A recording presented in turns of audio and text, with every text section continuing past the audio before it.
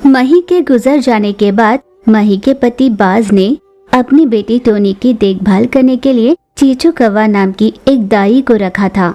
बाज दिन भर काम कर शाम होने पर घर लौटता था। एक दिन बाघ ने चीचू से कहा, मैं काम के सिलसिले में बाहर जा रहा हूँ, पूरे 1 महीने तक नहीं लौट पाऊंगा। तुम्हें किसी चीज की जरूरत होगी तो मुझे बता देना।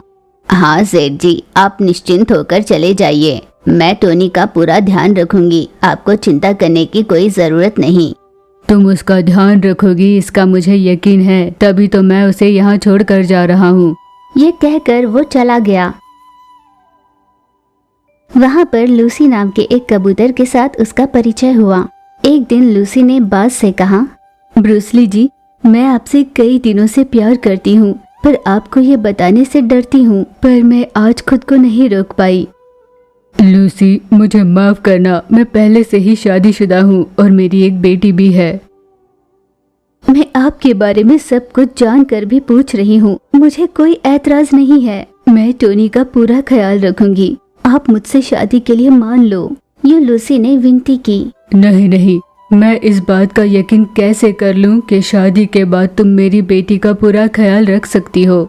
तुमसे तो क्या, मैं किसी से शादी नहीं करने वाला। अगर उसे तकलीफ हो तो मैं बर्दाश्त नहीं कर पाऊंगा। ऐसा कुछ नहीं होगा, मुझे बच्चों से बहुत लगाव है। आप एक बार शादी कर लोगे तो आप ही समझ जाओगे। ब्रूसली सोच में पड़ गया। आखिरकार उसने लूसी से शादी कर ही ली। शादी के बाद लूसी को वो अपने घर ले गया। उसने टोनी से परिचय कराते हुए कहा, बेटा, ये तुम्हारी माँ है। टोनी इस बात से बहुत खुश हुई और उसके गले लग गई और प्यार से उसे माँ माँ कहकर पुकारने लगी। चीचू कौवा जी, आपने इतने बरसों से मेरी बेटी का बहुत अच्छे से ख्याल रखा है, पर अब उसकी देखभाल करने वाली घर पर आ चुकी है। यूं ब्रूसली ने उसका आभार मानते हुए उसे कुछ पैसे दिए और वहाँ से उसे भेज दिया। अगली सुबह टोनी अपनी माँ के पास गई और कहा, माँ, मुझे बहुत भूख लगी है माँ, मुझे खाना दे दो ना माँ। हाँ बेटा, 5 मिनट रुक जाना, मैं खाना बनाकर ले आती हूँ। टोनी ने हाँ कहा और उसकी राह देखने लगी। थोड़ी देर में उसके पिता वहाँ पर आए। बेटा टोनी, तुम यहाँ क्या कर रही हो? मुझे बहुत भूख लगी है। टोनी के कुछ और कहने के पहले ही बाज गुस्से से लूसी के पास गया। इसीलिए मैं शादी से इनकार कर रहा था। मेरी बेटी भूख से तड़प रही है और तुम उस पर ध्यान ही नहीं दे रही हो। मैं शादी ना ही करता तो अच्छा था। यूं जो उसके मुंह आया वो बोलने लगा। आप बिना जाने कुछ भी क्यों कह रहे हो? मैं टोनी के लिए तो खाना बनाने यहाँ आई थी, खाना बनाकर उसे खिला दूंगी। हाँ, मेरी बात आपने पूरी सुनी ही नहीं और माँ को गलत समझा। मैंने गुस्से में तुम्हें बहुत कुछ कह डाला, मुझे माफ कर दो। उदास हुई लूसी ने कोई बात नहीं कहकर लूसी ने बात को टाल दिया। यूं ही दिन बीत रहे थे। ब्रूसली को लूसी पर हमेशा शक होने लगा कि वो टोनी का ठीक से ध्यान नहीं रखती होगी, इसलिए हर समय उसे डांटा करता। उन दोनों में हर दिन झगड़ा हुआ करता। क्या बात है मेम साहब, आप यहाँ क्यों आई है? सब ठीक तो है ना? वैसे आप यहाँ आई है तो जरूर कोई बात हुई होगी। मेरे पति को दिन ब दिन मुझ पर शक होता जा रहा है। मैं टोनी का बहुत अच्छे से ख्याल रखती हूँ, फिर भी उनका मुझ पर विश्वास ही नहीं है। हर बार शक कर मुझसे लड़ते रहते हैं। क्या तुम उनसे एक बार बात करोगी? ठीक है, मैं उनसे बात करूंगी मेम साहब। चीचू कौवा अगले ही दिन ब्रूसली बाज के पास मिलने गई। देखो बेटा, एक माँ के हैसियत से आज मैं तुम्हें कुछ कहने आई हूँ। तुम्हारी पत्नी बहुत अच्छी है।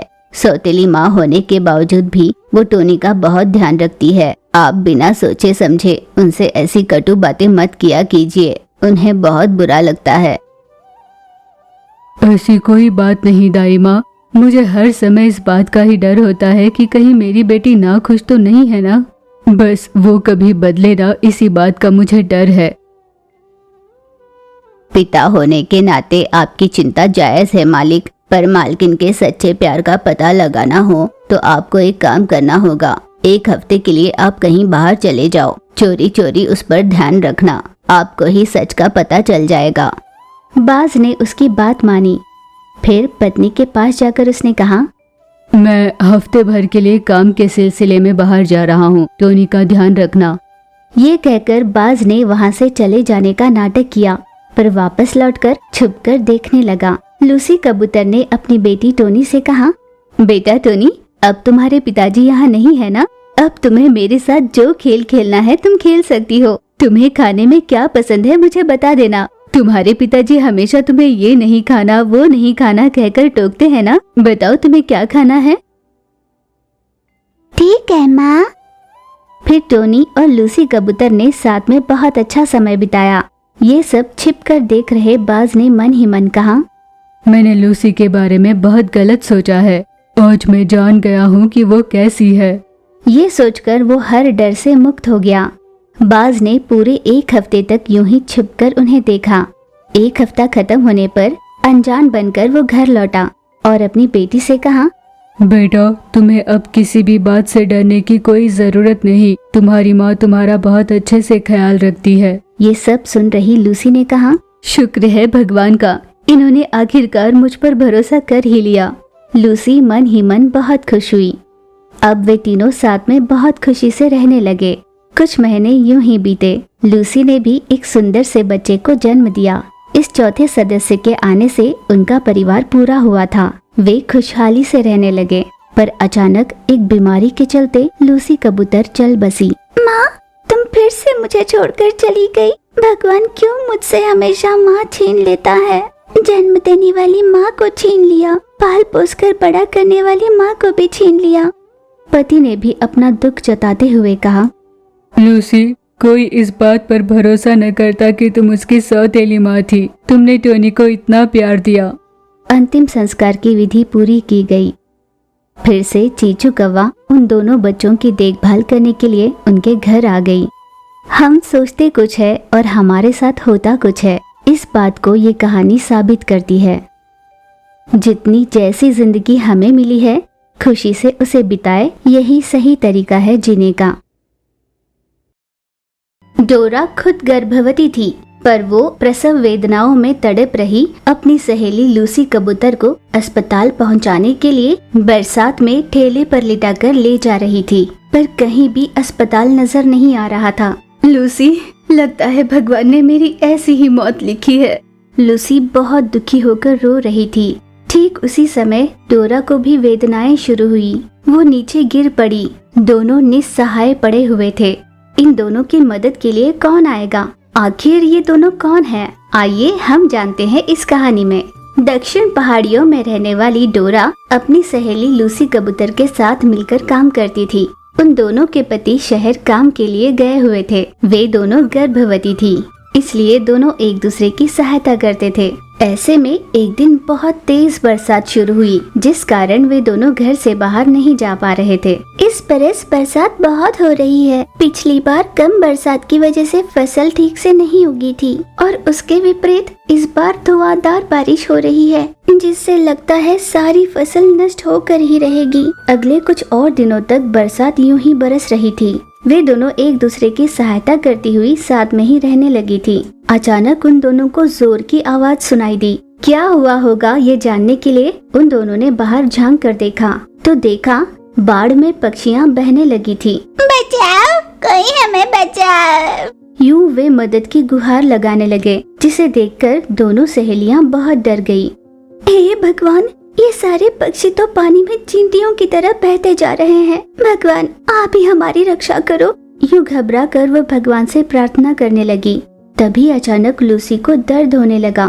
तुरंत डोरा ने उसे ठेले पर लिटाया और अस्पताल ले जाने के लिए उसे ढोने लगी, पर तभी डोरा को भी वेदनाएं शुरू हो गई। वे दोनों वहीं पर पड़े दर्द से कराह रही थी। कोई उनकी मदद के लिए नहीं आ रहा था। असहनीय दर्द की वजह से वे चिल्लाने लगी, बचाओ, कोई हमारी मदद कर दो, बचाओ।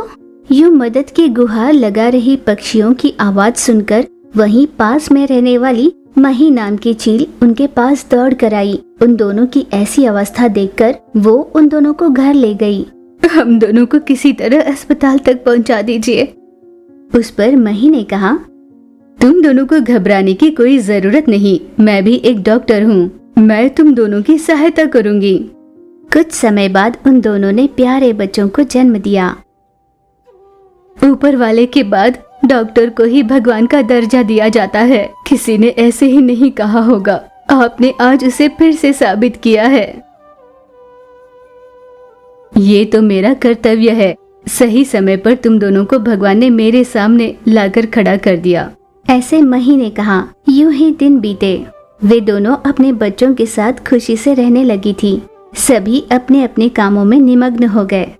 कुछ दिनों बाद डोरा और लूसी के पति घर वापस लौटे। वे दोनों अपने बच्चों को देखकर बहुत खुश हुए। इतने महीनों के बाद लौट कर आने पर बहुत ही अच्छा उपहार दिया है तुमने। मुझे बहुत खुशी हो रही है। पति के खुश होने पर उन दोनों की खुशी दुगनी हो गई। अब उनका परिवार खुशहाल परिवार था। एक दिन डोरा अपने बच्चे को डांट रही थी। मैं ये क्या सुन रही हूँ? तुमने छोटू के बेटे से लड़ाई की? भला क्यों? उसने ऐसा क्या किया? माँ, वो हर समय मुझे डांटती रहती है, इसीलिए मैंने उसे मारा। माँ, नहीं बेटा, ये सही नहीं है। अगर तुम्हारी कोई सहेली गलत करती है तो तुम्हें उसे समझाना चाहिए, ना कि इस तरह मार पीट करनी चाहिए। इस तरह अपनी सहेली से द्वेष रखना सही नहीं है। सच्चा दोस्त वही होता है जो अपने दोस्त का साथ कभी न छोड़े, उसे गलत रास्ते जाने के लिए रोके, हमेशा उसके साथ रहे। अगर वो अपनी गलती बताए तो हमें उसे सुधारना चाहिए। हमें कभी भी अपने दोस्त को खोना नहीं चाहिए, समझी? तुमने मेरी और लूसी आंटी की दोस्ती को देखा ना? हम लड़ते भी हैं लेकिन साथ कभी नहीं छोड़ते। हर रिश्ते में झगड़े तो होते ही रहते हैं, पर उस रिश्ते को खत्म करना उसका परिहार नहीं है। ठीक है माँ, मैं ऐसा ही करूँगी। इतने में छोटू तोता भी अपनी बेटी को लेकर वहाँ पहुँची। छोटू तोता ने उन दोनों की बात सुन ली थी। सच कहूँ तो मैं आपसे लड़ने आई थी, पर जिस तरह से आपने अपनी बेटी को समझाया, मुझे अपनी गलती का एहसास हुआ है। सच कहूँ तो आप बच्चों को अच्छी सीख दे रही हैं। मैं आपकी बातों से बहुत प्रभावित हुई हूँ। सच, आज से मैं भी अपने बच्चों को यही सिखाऊंगी। यूं छोटू तोता ने डोरा से कहा। दोनों में कुछ समय तक बातें चली। उन्होंने बच्चों की दोस्ती भी कराई। बच्चे अपनी नाराजगी भूल गए और खेलने के लिए चले गए। उन दोनों को यूं खुश देखकर माएँ भी बहुत खुश हुई। तुमसे मिलकर बहुत अच्छा लगा। बच्चों की लड़ाई की वजह से आज हम दोनों की दोस्ती हो गई। यूं वे दोनों जब बात कर रहे थे, लूसी कबूतर भी वहाँ पर आई। कहीं मुझे तो भूल नहीं गए ना? मैं भी तुम्हारी दोस्त ही हूँ। वे सभी खिलखिलाकर हंसने लगी। यूं खुशी खुशी उन तीनों ने कुछ समय साथ बिताया। उन तीनों में बहुत अच्छी दोस्ती हुई। तीनों ने अपने बच्चों को अनुशासन सिखाया, उन्हें अच्छी सीख दिया करते, उनका ज्ञान बढ़ाते। इस तरह उन तीनों की दोस्ती के साथ साथ उनके बच्चों की भी दोस्ती गहरी होने लगी।